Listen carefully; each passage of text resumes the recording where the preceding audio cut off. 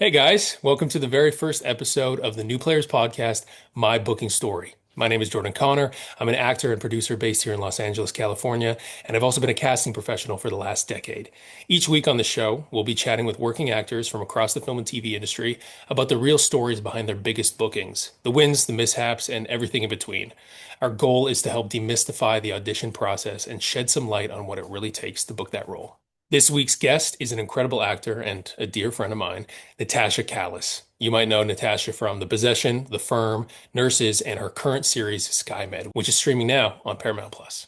We're going to talk to Natasha about the callback that landed her the lead on Skymed, her approach to auditions, and how she brings authenticity to every role she takes on. This episode does have some coarse language, so viewer discretion is advised. Let's begin. Welcome, Natasha Calis, to the New Players Podcast, this edition of My Booking Story. You and me have worked together a ton on a show, Nurses, but Yeah, you've been an actor for a long time. You've been been an actor working for a ton. for a ton of time. For a ton. I mean, you've been on projects like The Firm, The Possession. We were on Nurses together. You just wrapped on Skymed, which is on Paramount. And yeah, I'm just so excited to have you here chatting about acting and life as an actor and all the good and the bad and stuff in between. Thanks, friend. Thanks for having me. So you just wrapped on Skymed. Yeah. Well, do you want to know my booking story for Skymed? Sure, yeah. Let's just dive right into that. Go for it. Okay, because it's kind of funny. We did Nurses together. Vanessa and Julie, who were on Nurses, were developing this other show, Skymed. And I didn't know this at the time, but they ha sort of had me in mind for Haley already. And so I get a text from Vanessa after we finished Nurses, and she's like, "Hey, tape for my new show." I was like, immediately I read it and I was like, "Oh, this character is so me. Like, absolutely, this is so exciting. I love Vanessa and Julie.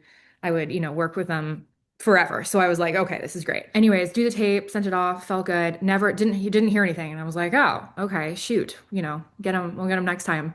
And I remember this was in the summer when we were having like this crazy heat wave in Vancouver. It was like 40 degrees Celsius. I don't know what that is in Fahrenheit. Over 100 for sure. Yeah, yeah. And I was biking with my parents. We were doing the seawall in Vancouver. And I get a call. I'm like in a bikini, like it's so hot. And I get a call from my agent, like, "Hey, what are you doing in half an hour? Like, you need to go home. You have a director, producer session for SkyMed. Like, you need to drop everything." I'm like, well, where did this come from? Like, why is this just coming out of Right. nowhere? Like, what do you mean? Oh, like, okay, like I'm biking. Let me just like hustle home, I guess. Anyways, we did that. So I'm like dripping with sweat. I don't even have time to look at the sides. Like it's literally like I Brand have new sides too, like different sides from the no, original. same sides, thank Okay. God. But it was still from like, I want to say like a month ago that I had this tape and I just had to like hop on, like literally drop everything, hop on this Zoom with the director and all the producers and the casting. And I was like, you guys, I'm dripping with sweat. My tank top was like stained. It was so hot. I didn't have a setup. And this is also like a funny, relatable thing about being an actor. Sometimes with these like Zoom calls, they specifically request a computer and you sort of have to like makeshift. You have to like build that because if you're like Oh, standing, listen, I've got this. My computer's on a table, on a suitcase, on a book right now. right? Like you're on a pillow right now, right? But we're sitting. So it's like if when you're standing, it's like you're like making a Tetris to like balance your laptop on to like it was ridiculous. So then I did that. And then the worst part of this whole thing, or maybe the best part, but the worst part at the time was I get a call like a week later from my agent being like, "You got it. The deal came in.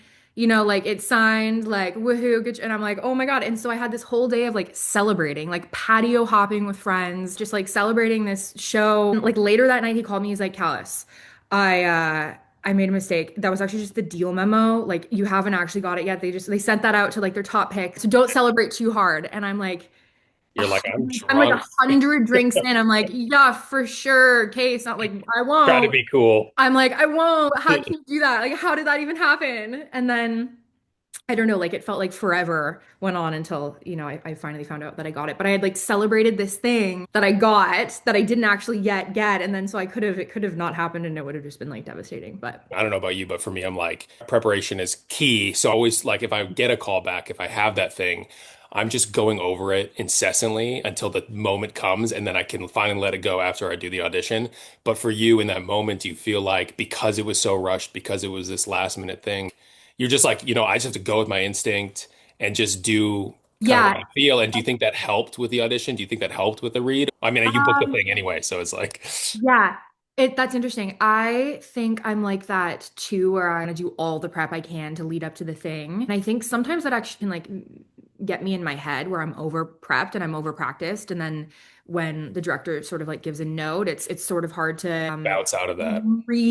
rewrite what is like so I try not to be like too overly prepared in terms of the lines itself and just do more of the work in the character and the story. And I think I had prepped it and just done the initial tape so many times. I'm such a perfectionist with tapes where I'll just like, and I tape with my mom because I was a child actor and that's just what's been comfortable. And I Yeah. know she doesn't have anything better to do. And like, I'm not like wasting anyone's time. If it was a friend, I would be very more, Right. courteous and conscientious of their time. But with my mom, like sometimes we'll do tapings for like 2 hours. So it's perfect. So I think that helped in a situation like this where it was so locked in there because You already had it. It had like sat with you in your body for a month. exactly. But I do think there was definitely sort of a chaotic energy and sweat and just like adrenaline going into that I wonder thing. if it helped too, because it's like in the show, it's so action packed. So Yeah, I mean, I imagine they absolutely. probably could imagine you in that moment. This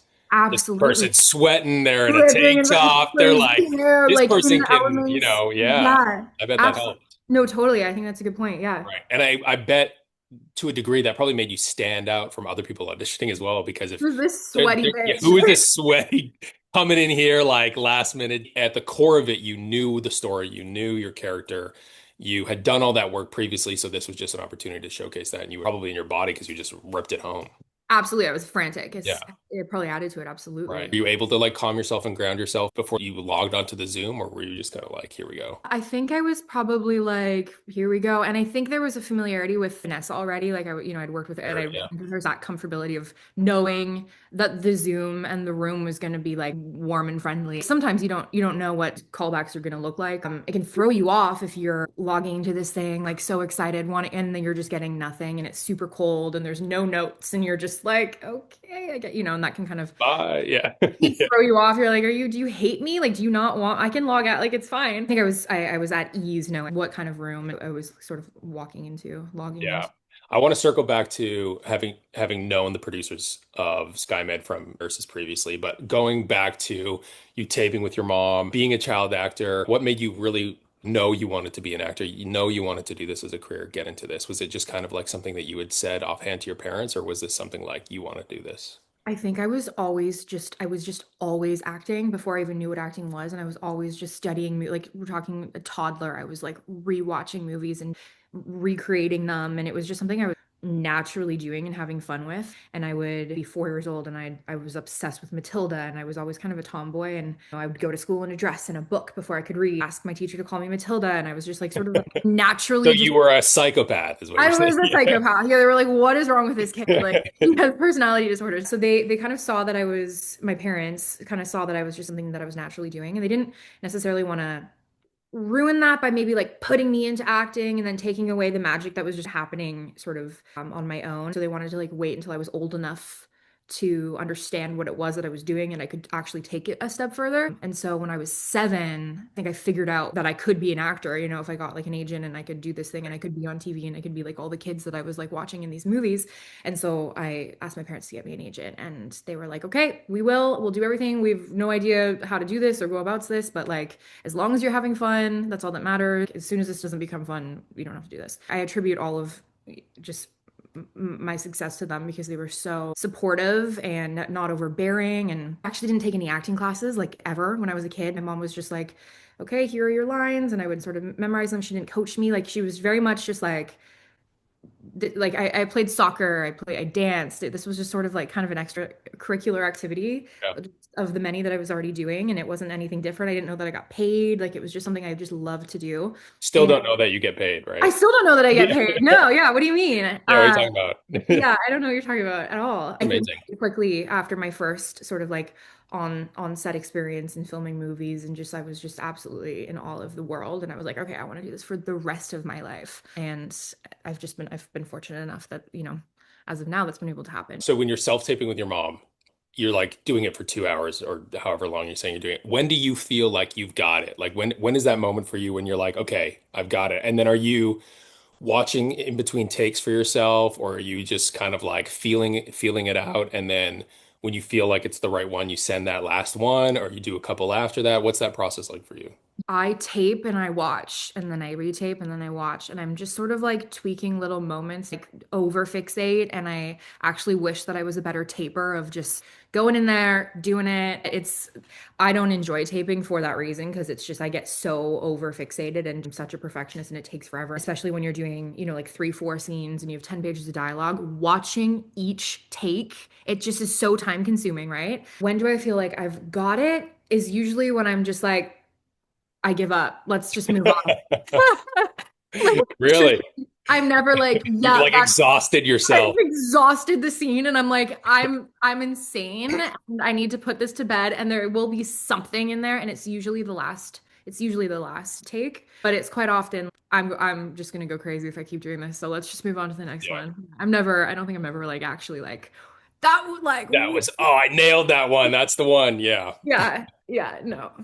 Got it. Okay. Quickly going back before I dive into some other questions, going into a room, like a warm room, when you talk about that, like what does that mean for you when you go into a room with people that you know? How much do you think that is attributed to whether or not you book that role or how comfortable you feel in that space? Because I think I want to talk a little bit about, building those relationships in the industry if you're new as an actor and how much that plays a factor later on in your career. Because I know for me, so much of things that I've booked, even nurses, Yeah. was through knowing people that Yeah. worked with me in the past. And it's like, that person, you can work 12-hour, 14-hour days with them. They're going to be cool. They're going to be cool for 4 or 5 months of a season. Yeah.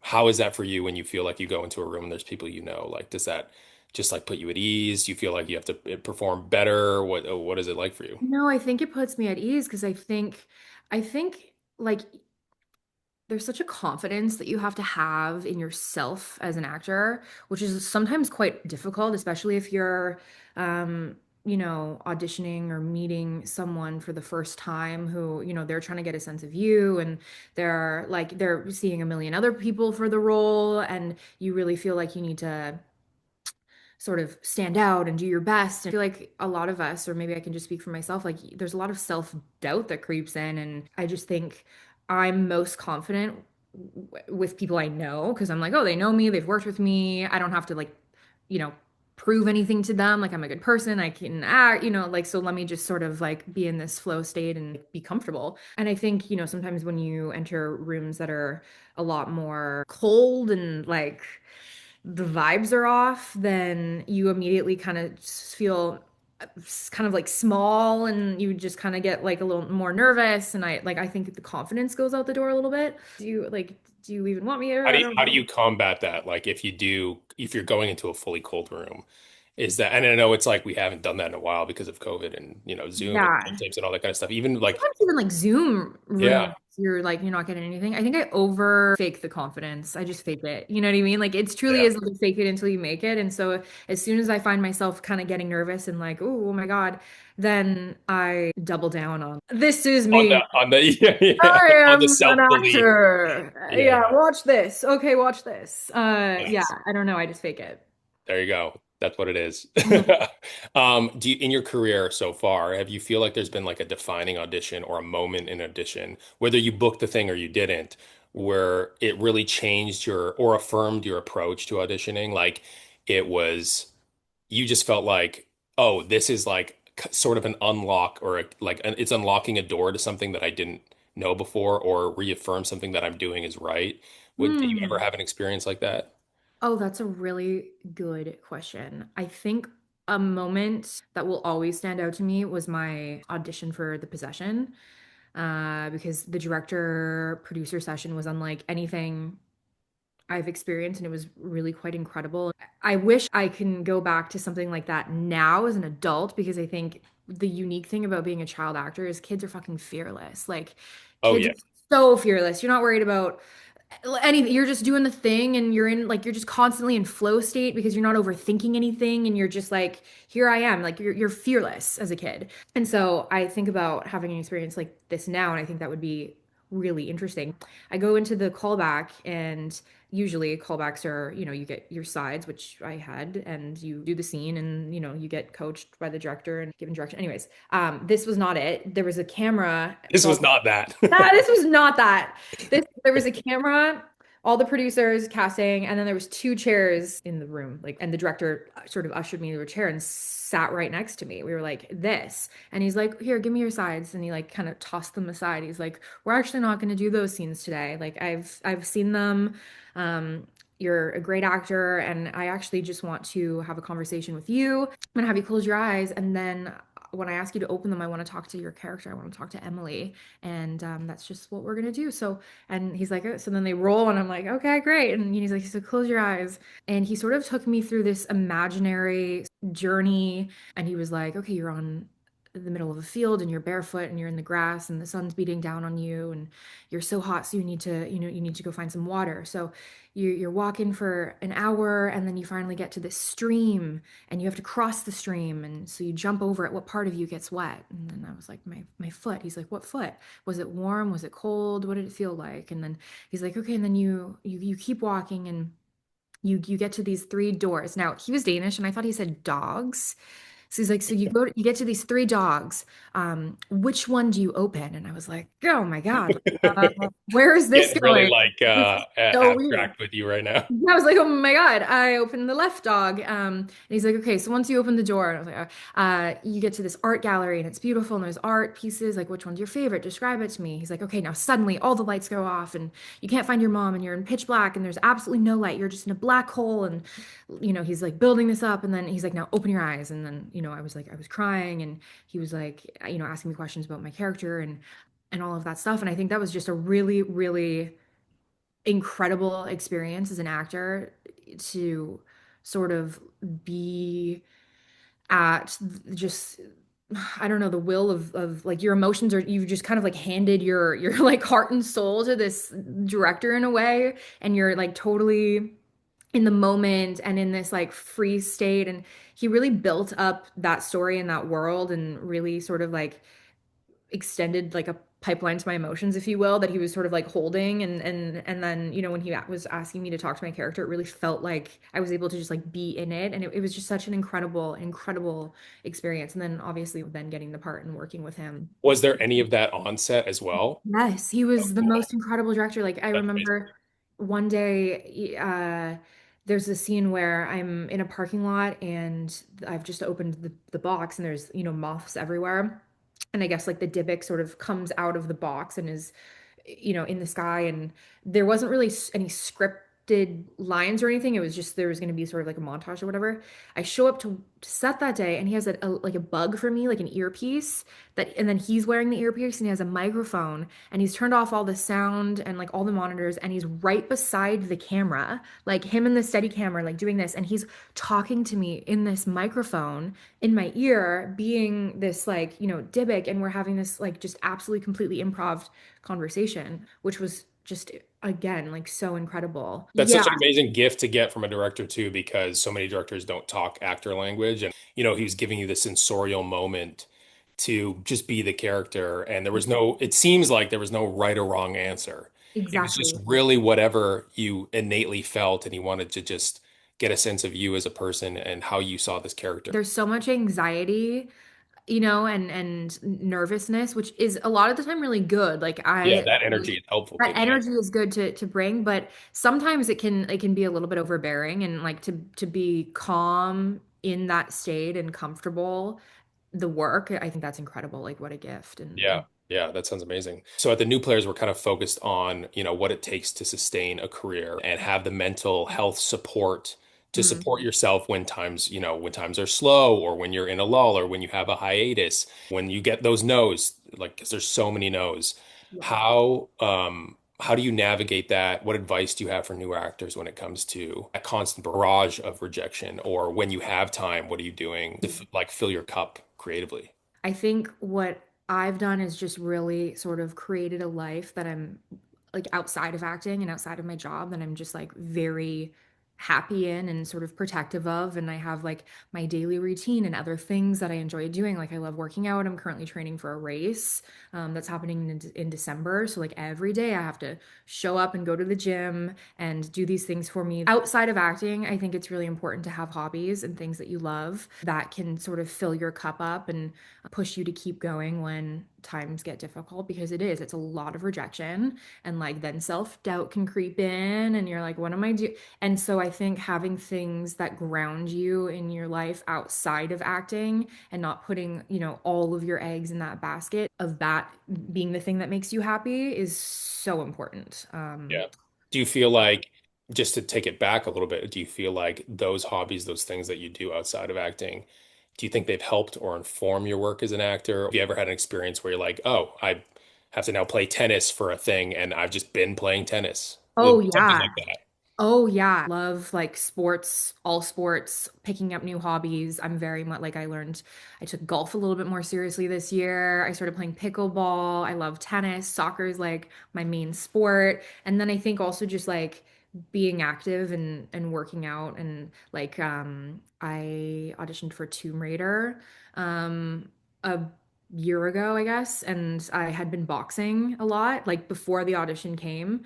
And then so being able to be like, oh my God. And then so they obviously asked, like, what's your fight experience? And I was like, oh, hey, watch this. And I like sent a video of like a huge boxing combo. And so I think, yeah, having skills of sports, boxing, painting, whatever it is, I think honing in on those for me, the more physical ones have like definitely come into handy with roles. And I'm like, oh no, I do this. I do everything. I feel like I can do everything. Like I'm like, Right. Yeah. you know what I mean? When I can't, I'm like, well, I can pick it up quite easily. So I will just say that I'm a professional, whatever it is. Thank you. There's Yeah. so many tapes where it's been like, please state your like fight experience. We'll take that. And I'm like, oh yeah, I've fought my whole life. I'm totally just I've like done the streets. I fight, yeah, I fight in the streets. Championships. Like, here's my like fucking belt that I've just like picked up from the dollar store. I'm like, won this. I like totally just bullshit. Um, but I But that's I think with that, you also have the like, you can back it up. You're not I going to that's say like, like, you're not yeah. going to go say, oh yeah, I can ride horses and I've never been on a horse in my Yeah, life. that would be crazy. You, But if yeah, I have rode a horse and I know that I would be able to like pick it up and I'm fine, I'll definitely exaggerate my current capabilities. yeah. You know? Don't have it like, I mean, yeah, don't let anything be an excuse for them not to see you for that callback Yeah, or see you for the exactly. next thing. So Yeah, yeah. yeah. Well, okay, these are some fun little speed round wrap up questions. Oh man, okay. Craziest or weirdest thing you've ever been asked to do in an audition? Um, okay, most recently, there's this really sort of pivotal moment, iconic moment, very famous sort of like sports moment that happened. And the character that I was auditioning for, I was in this callback, and I did the scenes and I was working with the director and whatever. And then she was like, okay, are you down for some improv? And I was like, yeah, let's do it. And she's like, okay, I want you to recreate that moment. And I was like, Oh, oh my God, okay, yes, absolutely. And I had to like read, I was like in one of the guest rooms and I had to like move the tripod back. I realized that I was in Christmas socks. Like I wasn't expecting to like, do this full thing. body improv. Yeah, and then I had to like score this goal, and so I was like, am I gonna like I surely can't like shoot this. I'm gonna break something. So I had to like fake that, and then I like dropped to my knees and like the whole house shook and my dog like went crazy and it was just kind of chaotic. So maybe that's like the most recent Yeah. No, the that's a most great recent one. thing. If you could give your younger self any advice, what would it be? Hmm. Starting out, or if there was a moment in time. Give my younger self any advice. This is a good question. It's so cliche, but it is true. And I think as actors, we're always sort of like trying to morph and be other people. And you meet someone and then like you try to, I just think my advice to my younger self would just be like, stay true to who you are. And if anyone tries to change that or doesn't like the things about you, don't try to change for them. Just understand that, like, okay, well, that person doesn't, see you or understand you or love you for who you are. So then they're not meant to be in your life. And then continue just doing Yeah. the thing. I think that's the advice that I would give myself. I mean, I think that's such a great, not only like life lesson, but it also just really relates to acting in terms of like when you go into a room, don't try to be what they want. Be yourself, be true to yourself, and bring Yes. your artist and yourself to the project. And if it's a right fit, it's a right fit. Absolutely. And But that's what's going to otherwise, truly make you stand out is like the people who are most comfortable in themselves. Like that's where the magic happens. If we're all trying to be something or try to like fit in or whatever, it just gets so bland and boring and lost that you're not special. You're not, so yeah, stay be true to who you yourself. are. Be yourself. It's so Cool. cliche, but it's so true. It is. It's hard. It's cliche and it's simple, but it can be hard, especially if you're trying to fit the mold of something or be And I something. Yeah, think in a world of social media too, where it's so much about followers and likes and validation. It's like you're trying to see what's working, and then so you try to copy, but for then sure. it's not delivering because it's not authentic to you. It even relates to social media. I think there's so many people who are trying to do something that's not authentic to them. Yeah. Be yourself. Be yourself. Yourself. Be yourself. Awesome. Well, it's always so great talking to you. That was really And rapid fire. I'm sorry. no, that's I good. wasn't quick enough to. No, no, you're amazing. Thank you so much. And yeah, I don't know how to end these fucking things. Oh I'm my just gonna gosh, that's stop okay. recording.